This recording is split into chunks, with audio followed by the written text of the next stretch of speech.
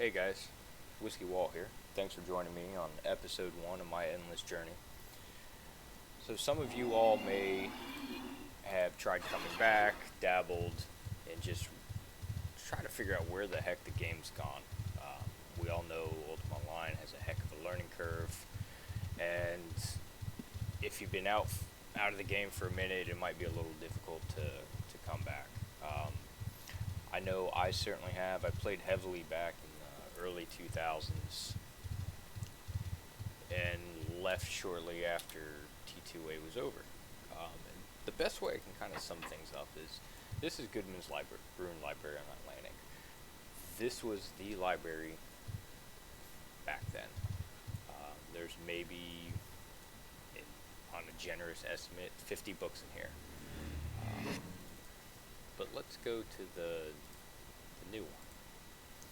And this is kind of the state of the game right now of where it's gone over the last 20 years or so. This is just on the first floor, and there's easily 3 times the amount. Second floor, third floor. So between all of it, we're looking at probably somewhere around 10 times the size. The armor's also completely different. Back then, if you played when there were stats on armor, you had to worry about your LRC, and you had to worry about having 70s resist, and just your skills. Get your friends together and you go hunt. Things are different now.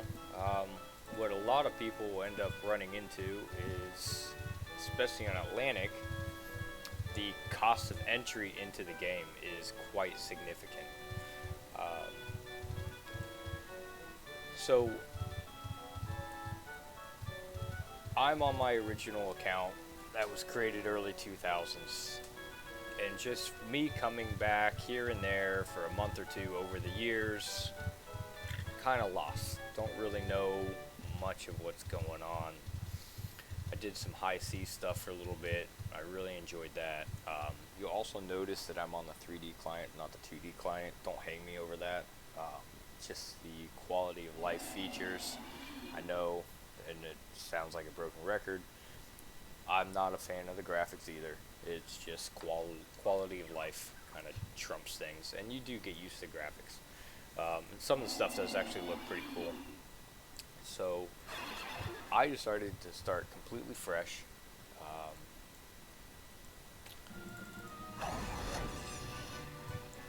And on this journey, we'll take you through step by step of what I did, how I did it.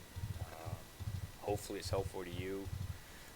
Most of the stuff out there you see, Sampire this, Sampire that. Well, Sampires are extremely difficult to build, for one. They're not the easiest build to play. So, starting off a little bit easier, I'm going to shoot myself in the foot and go with a thrower. Just because I don't have to worry about cost of arrows and whatnot. And then I'm also going to do my admin character, which is going to be a mage character, very cheap cost of entry to get in. And he's going to end up being a tamer because I'm a glutton for punishment for whatever reason. But if you can power through 25, 40 hours of taming, then you'll have a pretty strong build with a kind of low cost of entry. So thank you all for joining me. Also, please, easy on the comments. I am not a YouTuber. I do not know how to cut videos, edit videos. This is my first go on it all. So I hope you all enjoy, and if there's any tips on how I can improve my videos, always please leave a comment down below. Appreciate you all. We'll see you on the new account. Alright, here we are at character creation. Going with Atlantic, just find it to be easier in the long run, especially with vendor search and whatnot. As I did say earlier, I was going to be a glutton for punishment and go with the gargoyle. A couple reasons being, I don't really want to deal with the arrows right up front. They can be a little expensive, especially on Atlantic. Uh, I also find it to be convenient to always be able to fly around mounted, so as you're getting back in the game, you're going to die a lot. So you don't have to worry about running back, buying a new horse. It's just going to be another expense you have to deal with. Um, as I said, I am going throwing. I'm going to be creating what's known as a whammy in the long run here. I did have an idea of kind of doing a pirate type thing, but I just don't think it's going to be the same. So throwing is going to be your main thing. Definitely start that up 49, 50, whatever you ended up wanting it to be. The reason being, you can't train it in the newbie zone, so might as well just max it out. Your other skills really don't matter because they're all trainable, but I would put Bushido higher because it is one of the slower ones to do.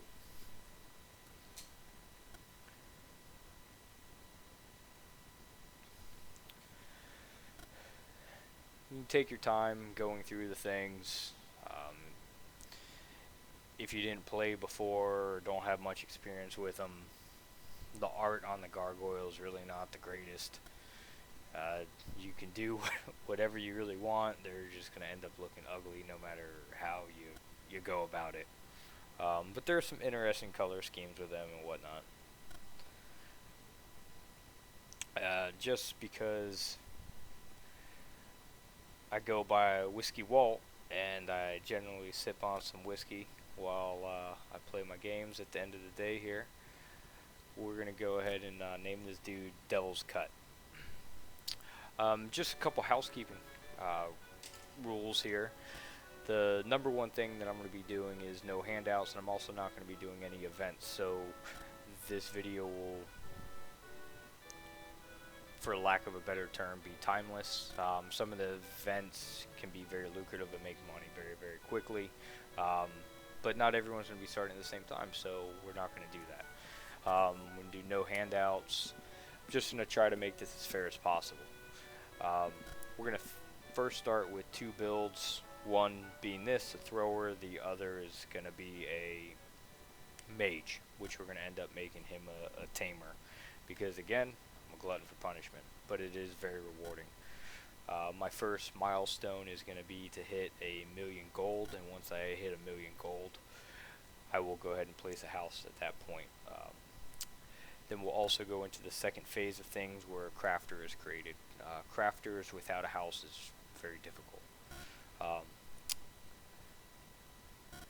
As a gargoyle, if you do go the gargoyle route, make sure to put flying on your bar and hotkey it. That's going to be the easiest thing for mobility, especially when you don't really know what's going on. Getting around to speed things up. As we're setting up our hotbars and getting our UI situated, I would recommend doing an escort quest.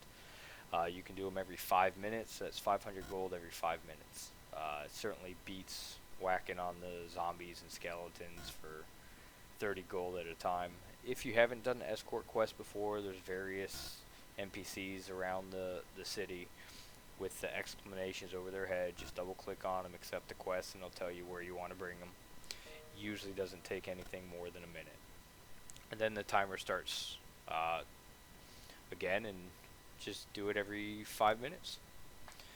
And within no time, you'll start building up some gold so we can end up training our skills, maybe get a little bit of gear here and there. It's not a forever thing. It is a little annoying at times, but it's going to help get us towards our goal of 1,000,000. In reality, 1,000,000's overshooting. You can place a house decent size, a 12 by 12, something like that, for about 150,000. I just like to get in the groove of things, and 1,000,000 gold just sounded better. So we're going with that.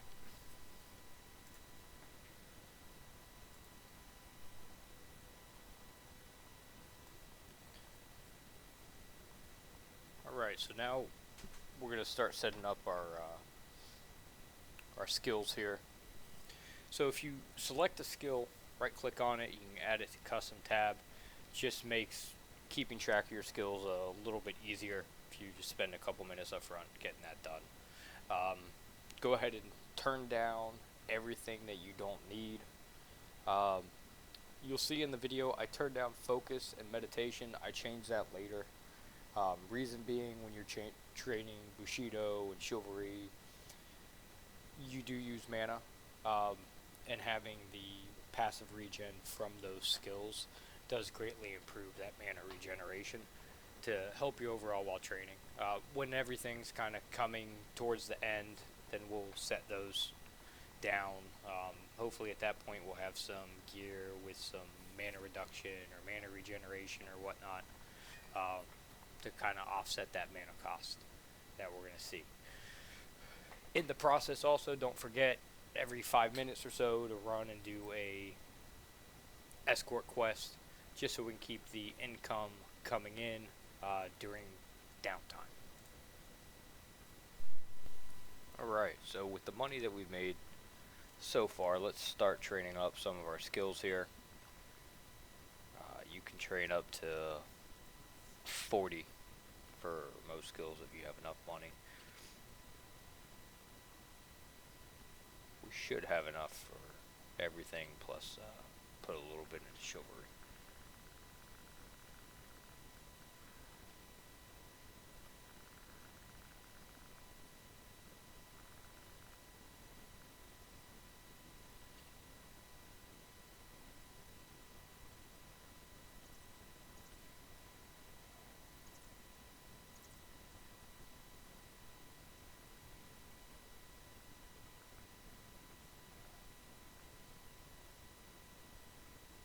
In the meantime, don't forget escort quest.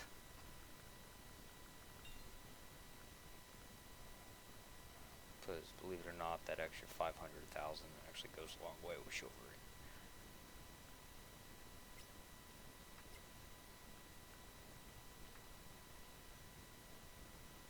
So if you're a gargoyle, you're going to have a bit of an issue buying some weaponry. So you're going to have to go over to 10 Myrrh and go ahead and pick it up there. So right here is the blacksmith. You got your fencing items, sword items, throwing. The boomerang has the highest swing speed, so I would train with that if you're doing throwing.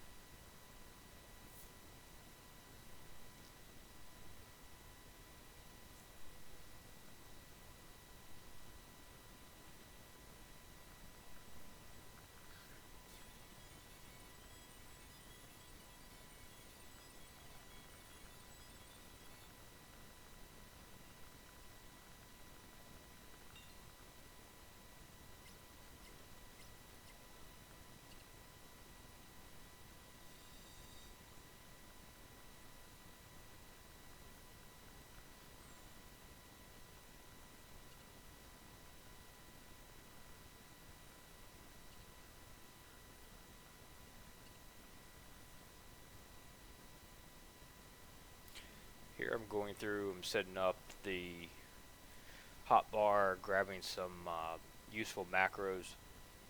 Rich from Pacific, I believe it's in his Sampire video, if not it's his pirate video, goes through some useful macros and useful UI setup. So a lot of what I do is just mirror his. Reason being, when I came back, those were the YouTube videos I found. I'll put a link down to his movies below, as he was a big help to me. Big shout out to him. Thank you.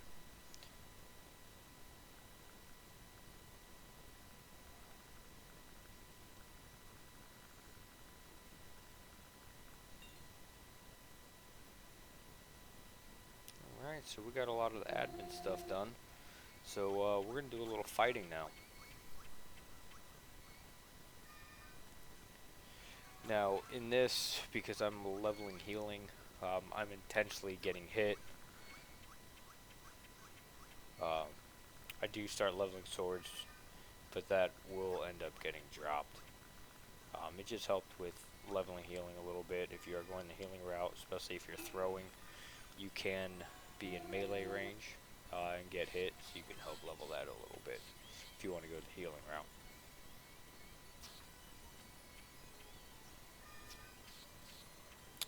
But in here, graveyard, everything's fairly straightforward, simple. Nothing's really going to kill you except for the guy in the middle. Forget his name, but he does have a unique name compared to everybody else. And he will get you until your skills are about 50.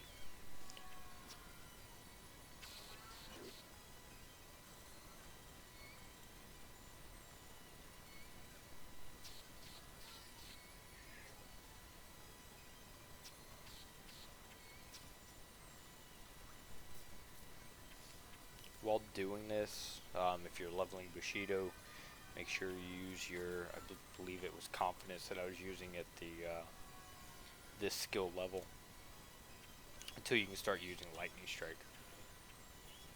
Also occasionally use your chivalry spells just so you can level that passively while you're leveling your main melee or magery skill. Now, one thing here in the graveyard, there's an increased gain system while you're on a newbie quest. So you'll see a lot of the gains we're getting here are 0.5, 0.4, opposed to your 0.1s. Once you do hit level 50, then that ends. Now, when you do get a skill to level 50, you can run in, turn them in one by one as you get it, or just kind of save it up. When you do run in, though, a lot of times in the outskirts of town, there's NPC you can grab for an escort quest. Not a bad idea.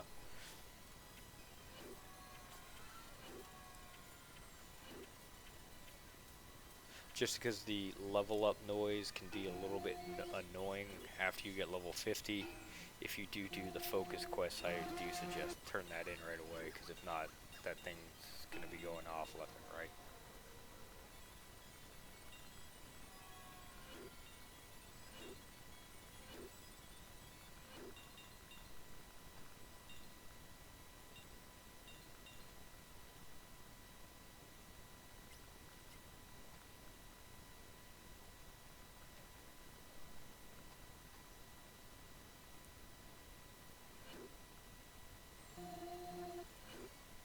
Might not be a bad idea to just sell as you go also.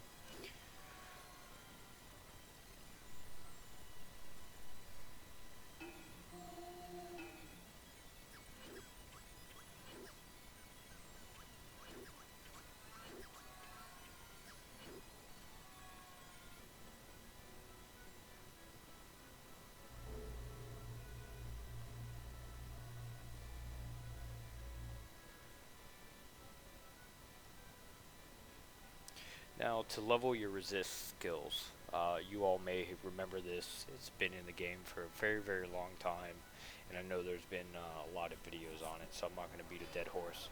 But if you find these spectral spellbinders and you get them to attack you, drag them over to a house, and you can raise resist there. I would say it takes roughly an hour, hour and a half, maybe 2 tops to hit GM resist if you really want to. The hardest thing about this sometimes is finding, I think you can have 6 or 7 spawn. Sometimes they spawn in strange places, it's hard to drag them around. Just because I'm just doing level 50 now to just get myself started, I'm just grabbing a couple of them and drag them over.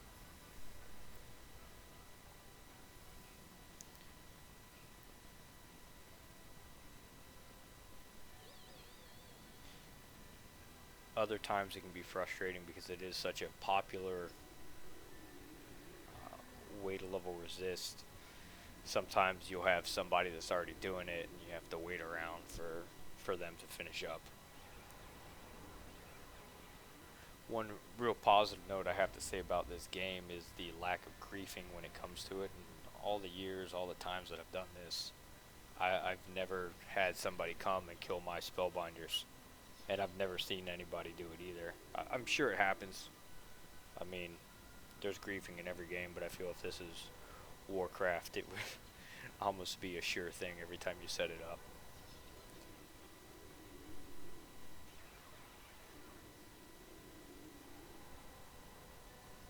And that's probably a big part why people come back to this game is for the community, because the community elsewhere is just so toxic.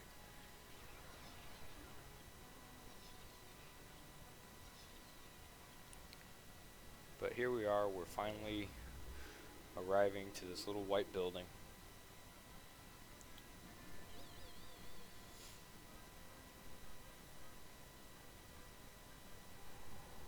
Once you get them over and you get in here, they're gonna cast on you over and over.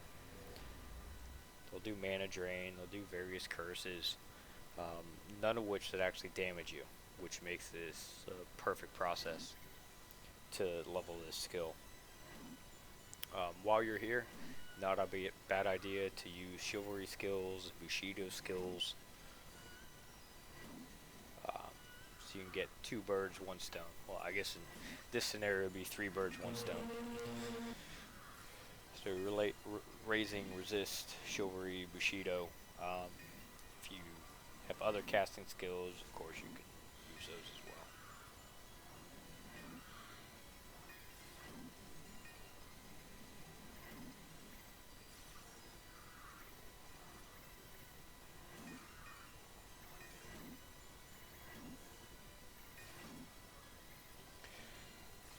Periodically target them again while you're in war mode. Just double click on their nameplates. They will lose interest in you and start to drift off, but if you do this, it'll constantly keep them aggroed on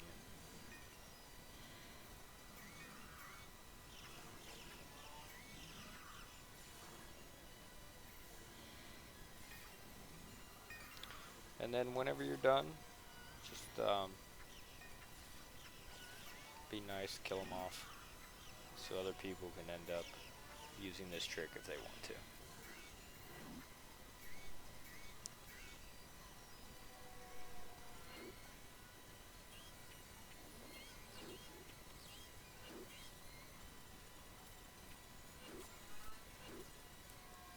Alright, so whenever you're done with the resist spells, wherever it makes you happy, let's just go back. Let's keep working on our melee skill. Tactics, anatomy will raise passively. We're going to stay here in the graveyard until we're about 55 in our melee skill. And then from there we're going to move to Ettin's on the west side of the island here.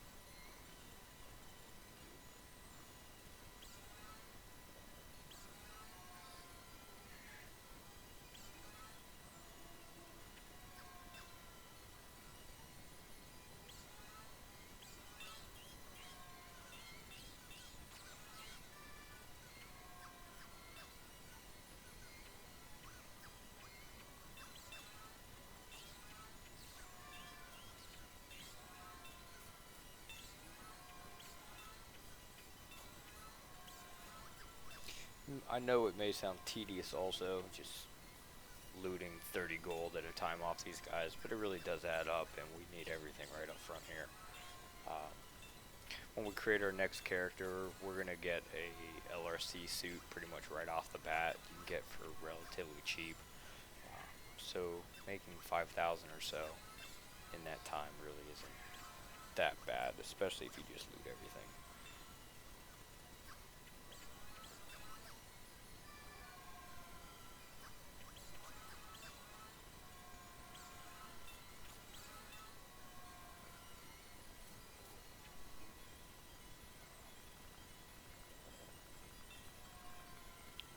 Time to head back into town, grab an NPC while you're on your way.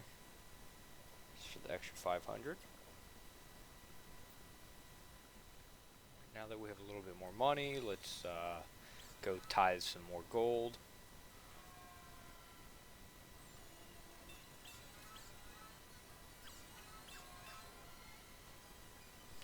We'll go out and finish up our skills for the evening here before we call it a night.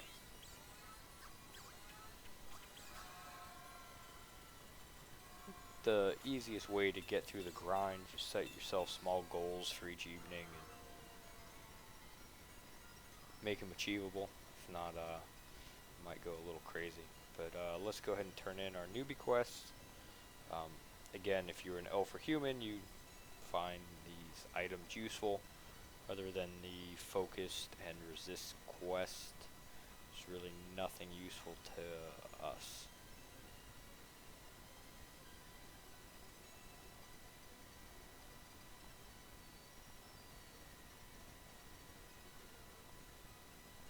And although we get nothing out of it, we do get the increased skill gain while we're on the quest, and just a little bit satisfaction when you turn it in, whether you get something or not out of it.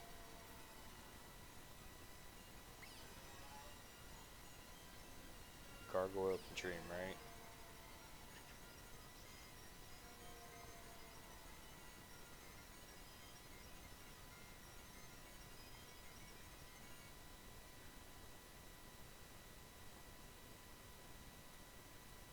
Go ahead and sell our stuff, and always like to set myself up for the next day.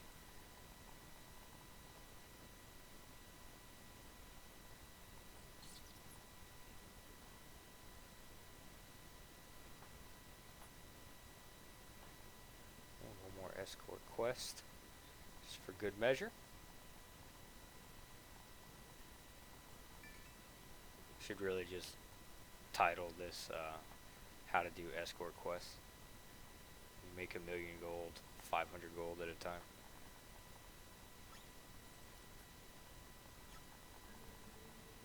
Well, that's it. Off until the next day.